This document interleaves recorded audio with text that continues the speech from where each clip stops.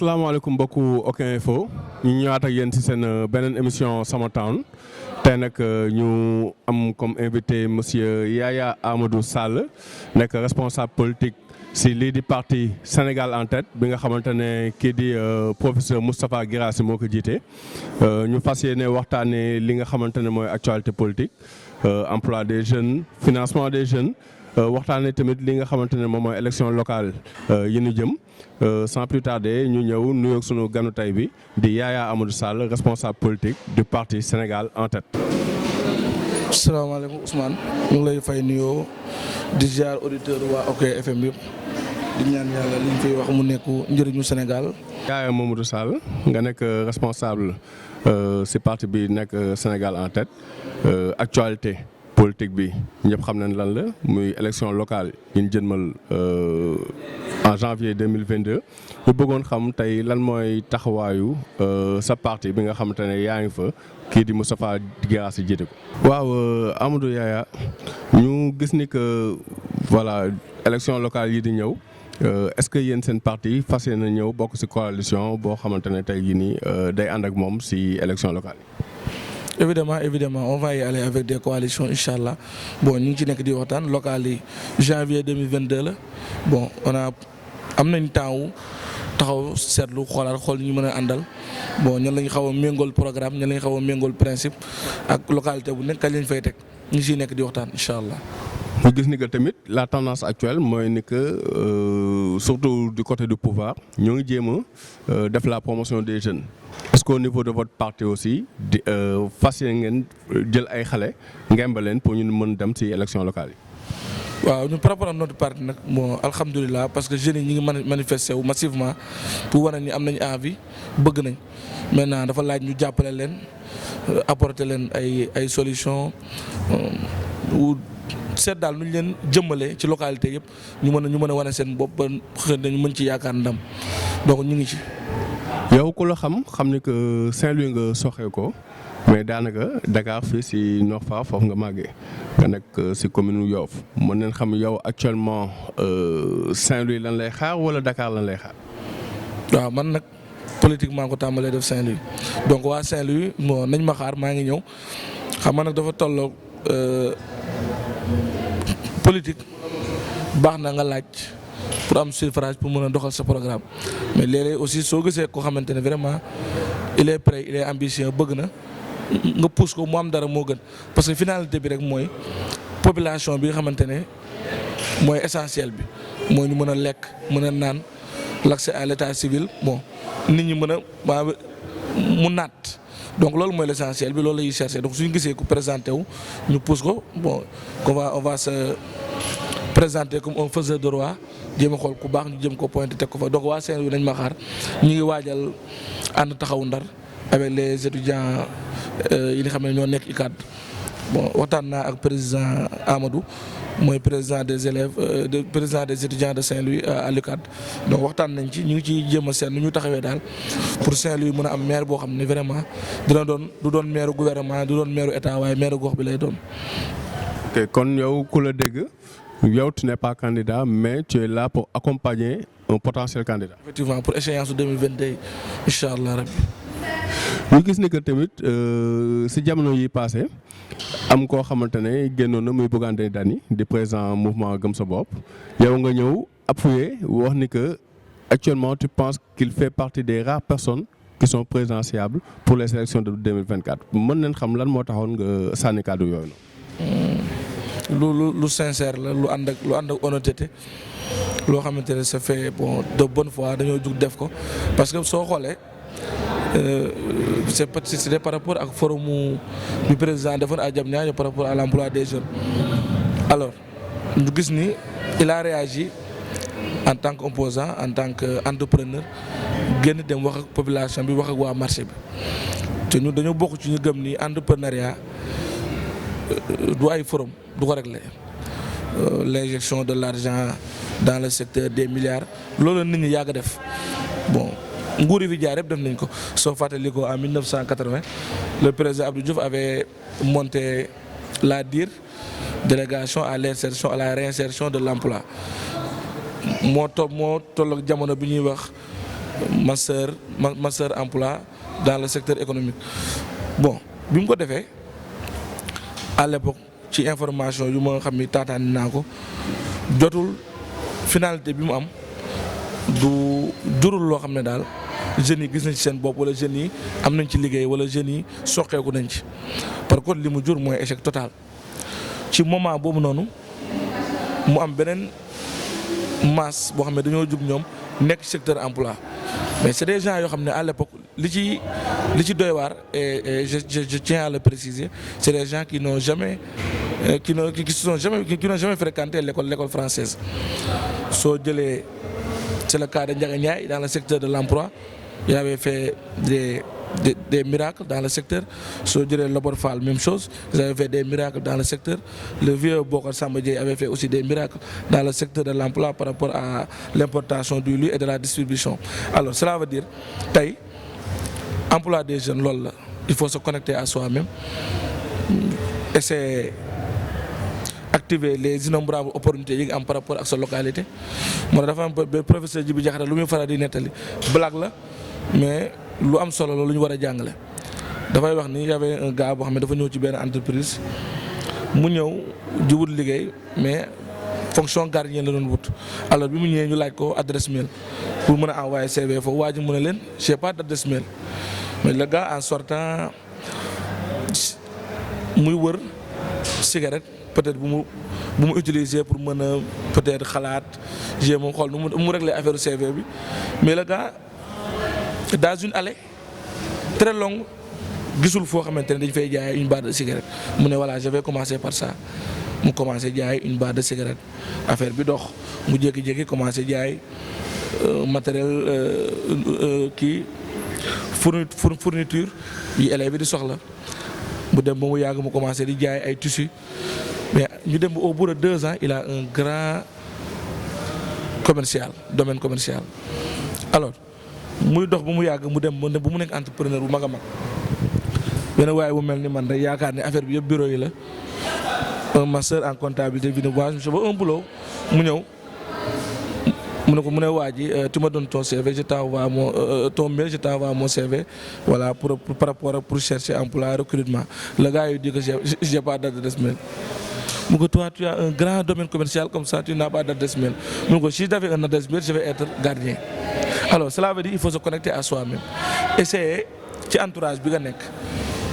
nga décomplexé wu parce que l'école qu'on a saisie, c'est l'école typiquement française. Donc à un certain moment néew ma baaxul mais daf lay complexé da ngay yaakaar ni banque yi wala yooyu mooy régler problème bi alors que am na affaire yoo xam ne mën nga ko def te di nga ci génn te ku la ci gis dana la naw. Mais su ma la déggee damay noter tuuti contradiction parce que apparemment yow yaa ngi défendre l'auto-entrepreneuriat parce que ku ko jaaykatu cigarette boobu noonu mën nañu wax ni que auto-entrepreneuriat la def te su ma la déggee tamit si ñoom Bokar Samba Dièye ak ñoom seen loolu c'est des champions yoo xamante ne le gouvernement socialiste peut-être créé woon na ko parce que moo ngi leen doon jox ay marché ñu koy gis. Est-ce que tey jii nii un jeune bu mel ni ñun toog xalaat ne damay créer sama business su bopp. Est-ce que tey dina am possibilité wu peut-être waaw mais est-ce que tey jeunes yooyu noonu parce que yow mi entrepreneur nga am nga ay employés yoo xamante ne yaa ngi leen di fay mais est-ce que tey sans l'appui de l'État loolu noonu dina mën a sori wala dina mën a dem fu ay ginaar laay jaay dem di jëli ay légumes ci àll bi ñëw di ko jaay il faut à préciser c'est-à-dire fi may waxee mooy c'est pas de l'auto-emploi les marchés ils viennent après. Marché yi après lay ñëw mais au début da ngay entreprendre mooy commencer ci benn suba nga def ñaar suba nga dem ci fukk léeg-léeg nga yéeg bay waaj yéeg daal di wàcc nga defaraat daal di yéegaat monter comprendre nga donc foofu la wax bi ne marché yi après lay ñëw mais li ma la wax sànq mooy par rapport à la délégation mooy diir bi mais am na ay financement yu ñu defoon des gens qui ont ay master la ñu am jàng xam la mooy business plan on les intègre dans le secteur mais ils ont échoué. Par contre ñi nga xamante ne demuñu école française fréquenté wuñu xamuñu lan la ñuy monter projet mais dañuy ñëw ci entourage bi ñu nekk ñu ne lii amu fi nañ ko créer te fexe liggéey ci gëm ko loolu tey moo leen jural liñ doon tey. mais gis nañ la si sa sortie bële tamit nga wax ni que forum bi président Macky Sall jiite woon fële si Diamniadio bi nga xamante ne xëyu ndaw yi ak financement ndaw yi moo ko taxoon jóg nga ne ni que loolu comme scène de théâtre mën nañ xam lan moo tax nga qualifié ko scène de théâtre. waaw mais c'est-à-dire dama gëmul ne ci économie waaw dañ lay wax ni déficit li koy indi mooy dépenses yi ëpp recettes yi loolu mooy indi déficit léegi déficit su amee léeg-léeg mu am ci gouvernement ci état ñu mën ko comprendre mais dafa am lu koy expliquer c'est-à-dire bi ñuy déplacé wu jógee Dakar dem ba Diamniadio ñaata autorité ñoo fa nekkoon oto yi ñaata lañ ci def ci carburant tombé weeru koor foofu lañ dogoo c'est-à-dire loolu li budget bi ñu jël utiliser ko foofu mën na créer lu mu jëlee 4 PME bu ci nekk mën na jël lu mu jëlee 12 à 13 employés. mais est-ce que jarul ko tamit parce que tey ñu mën a oo les jeunes de toutes les régions du Sénégal mën a toog ak ñoom yendoo ak ñoom déglu seen i revendication par rapport ak li ñu bëgg vraiment est-ce que tamit jarul ñu jëloon une journée investir si loolu pour que mën a jël en considération toutes les problématiques yi nga xamante ne jeunes yi ñoo ngi koy jànkonteel pour après mën ko saafara sur le long terme. C'est-à-dire je dis pas le contraire mais l'État a ses priorités et je pense que le président doit comprendre. Mais les jeunes font partie de ses priorités. Voilà mais priorité soo koy def. mais da nga koy def foo xamante ne foofu la priorité yi nekk loolu moo tax ñu naan priorité mais c'est-à-dire tey su ma la gisee nga jël 60 milliards def ko ci avion damay ne yow comprendre li priorité 33 milliards mooy jeexal abri provisoire Sénégal de manière très claire. bon mën nañ ñëwaat si affaire avion bi nga wax ni que effectivement 33 milliards mooy jeexal lii abri provisoire au Sénégal alors que président jël 60 milliards def ko ci avion loolu lan moo ci sa xalaat parce que bu ko la dégg yow apparemment tu es contre l'achat de cet avion là. Et je condamne je persiste et je signe lu ñaaw la ci xar kanamu Sénégal réew moo xamante ne da ngay dem ñu lay may nga jël 60 milliards def ko ci avion kooku c'est inadmissible. mais ku dégg le ministre de l'économie wax démb rek ci benn télé de la place mu ngi naan ni que en termes de coût sur le long terme achat avion boobu noonu moo nar a gën a moins cher bu nekkoon dañuy louer que ñoom seen sur une longue durée. c'est-à-dire même bu fekkente ne loolu même bu fekkente ne lu am la tension géopolitique bi dafa am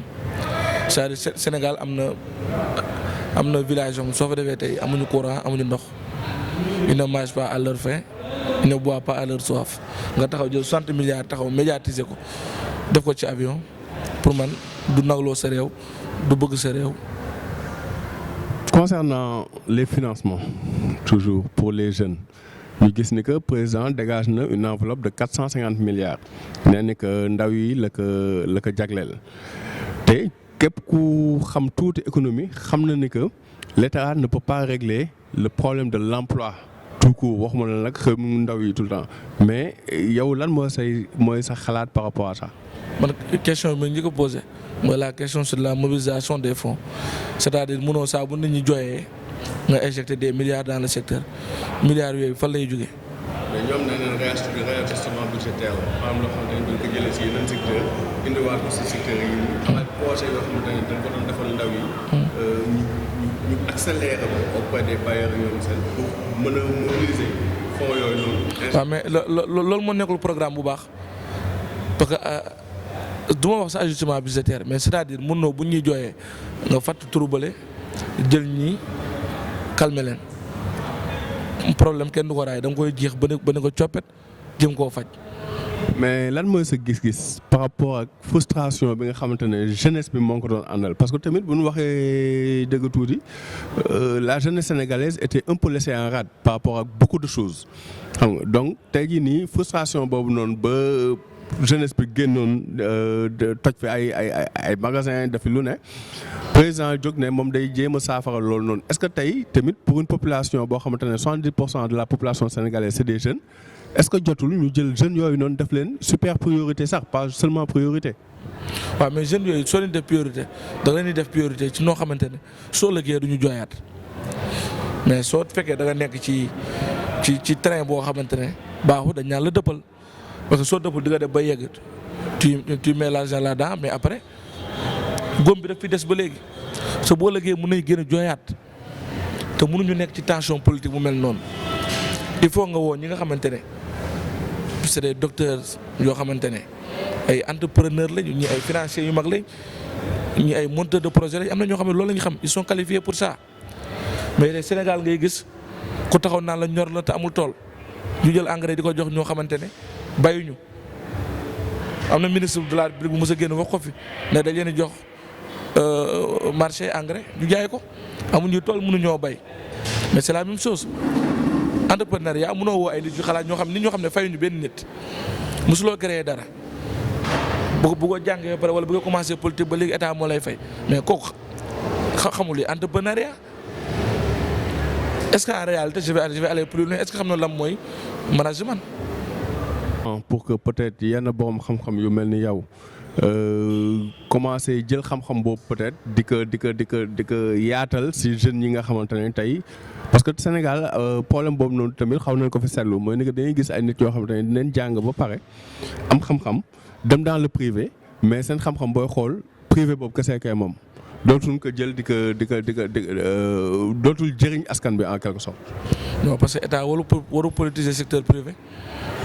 loolu mooy problème bi c'est-à-dire man tey peut-être je dirais parce que je suis encore bon damay jàng entrepreneuriat doo pare da nga koy jàng bale à chaque fois bon tu essaies d'acquérir le maximum de connaissances mais au-delà de ça soo paree au lieu que ñu jël loolu jëm ko utiliser jéem a xool nu ci réew mi mën a jëriñoo mais quand il y a des choix politiques ou bien des positions sur certaines réactions de l'État bon tu es sacrifié li muy jur après mooy jokkalante boo xamante ne njëriñ bi population bi duñ ci jëriñu et c'est très dangereux loolu moom je suis d'accord avec toi. est-ce que ku mel ni yow tey bu ko état oowoon pour mu ñëw liggéey ak moom est-ce que dina nangu dem liggéey ak moom ci programme bi nga xamante ne mooy l'emploi et le financement des jeunes. ama question yooyu c'est des questions yoo xam ne il faut nga contextualiser. instant bi loolu di am ngay mën a contextualiser xool ba réaction ngay mën a am mais ak lu mën di wër dama bokk ci ñi nga xamante ne Bougane un jour wax na ko ñi nga xamante ne su leen état woowee pour loo xamante ne njëriñu réew mi la mais dañuy dem liggéey loolu maintenant loolu nag jotewul dara ak rejoindre parti majorité wala jël poste boo xamante ne dafa jógee ci état yooyu yëpp yu mën a xoolaat la ay négociation lay doon yoo xamante ne fu ci mel ni man li ma wóor dinaa fexe ba nu ma sàmmee sumay valeurs sumay principe et loolu moo am importance ak cohérence boo xamante ne yàgg naa ko dund ak sénégalais ak ñuy suivre. mais est-ce que loolu ça entre en ligne de conduite lii di sa parti parce que tey ku xam seen chef de parti muy monsieur Guirassy xam na ni que jéem nañ ko oo moom ba sonn pour mu ñëw rejoindre le gouvernement Moustapha Guirassy le pouvoir. on na ko ba sonn pour mu jéem a ñëw rejoindre l'action du président de la République mais il est toujours resté droit dans ses bottes nee ni que moom opposition la ne. xam mooy li may wax léegi rejoindre l'action publique par rapport à l'État dafa bokkul rejoindre camp présidentiel maanaam soo nekkee ci biti di wax nga ñëw on te fait ministre c'est pour te permettre li nga doon wax ci biti tu mets en exergue par rapport à l'État par rapport au président de la République maintenant là-bas cadre consensuel lay nekk maanaam li nga doon wax ci biir da ngay toog wax ko ci biir boo génnee jëm a seet noo ko mettee place publique bi mu mën a dox loolu mooy problème bi maintenant boo nekkee ci biti peut-être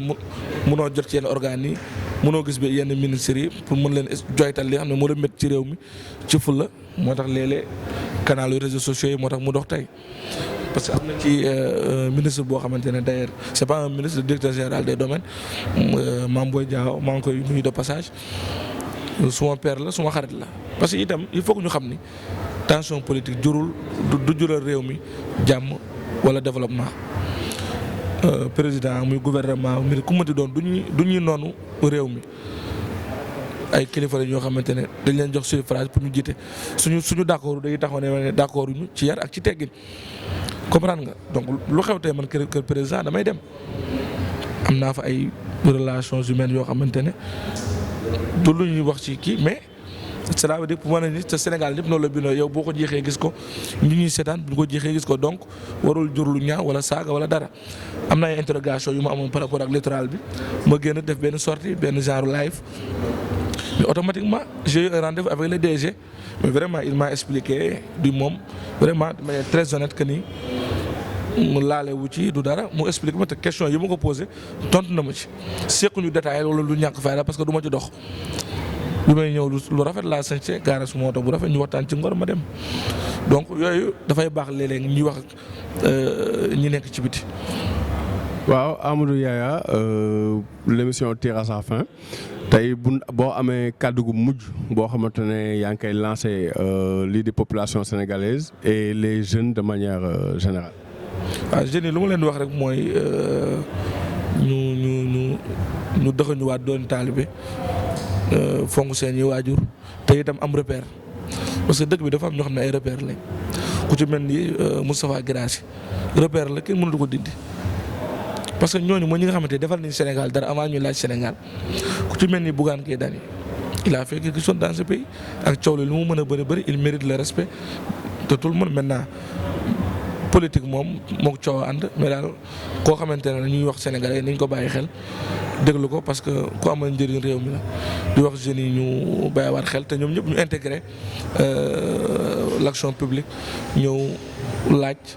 te changé doxalin bi ñu defee politique suñ ko defee Sénégal mën a jëm kanam ñu nuyu di leen nuyu yow Ousmane nuyu waa OK FM ak ñuy seetaan yëpp jërëjëf. waaw mbokku okinfo.com mi nekkoon seen émission Sama Town ak kii di Amadou Yaya Sall nekk responsable politique au niveau du parti Sénégal en tête di leen dig daje ci beneen numéro ak beneen invité à très bientôt sur votre chaîne okinfo.com merci beaucoup.